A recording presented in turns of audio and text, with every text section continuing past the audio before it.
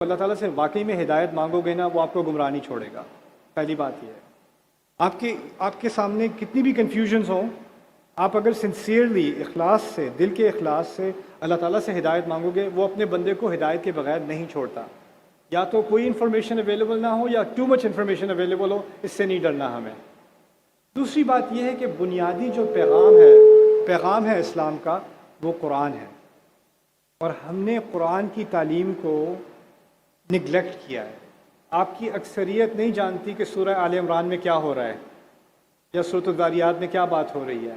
اور یہ آپ کی غلطی نہیں ہے، میں آپ کو بلیم نہیں کر رہا، لیکن ہم نے کیا کیا، اتنی بڑی بھی کتاب نہیں ہے قرآن، بہت مینیجبل سائز کی کتاب ہے، لیکن اس کی اکثریت بات ہم اس سے واقف نہیں ہے، ایون بیسک لیول پر واقف نہیں ہے.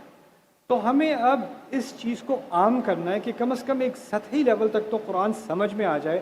اس کے بعد جو قرآن کے بارے میں سوال پیدا ہوتے ہیں، یہ بات کیوں کہی جا رہی ہے، اس بات کا کیا جواب ہے.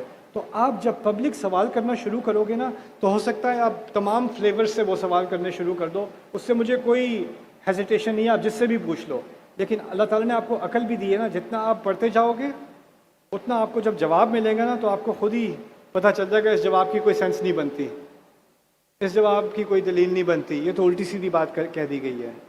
تو آپ کی میچورٹی جیسے جیسے بڑھے گی نا، ویسے ویسے جو اسکالرشپ آپ کے اوپر ہے، sorry I had a big lunch, okay, so جو جیسے آپ کی ایجوکیشن کی کوالٹی بڑھے گی، ویسے ہی انشاءاللہ آپ کے ساتھ جو جن سے آپ سوال پوچھو گے ان کو بھی زیادہ علمی جواب دینا پڑے گا، ان کی کوالٹی بھی آگے بڑھے گی. کیونکہ آپ کچھ نہیں جانتے تو پھر زیادہ الٹی سیدھی باتیں بھی آپ سے کہیں جائیں، آپ کو فرق ہی نہیں پڑتا، آپ کو پتہ ہی نہیں کون صحیح ہے کون غلط ہے.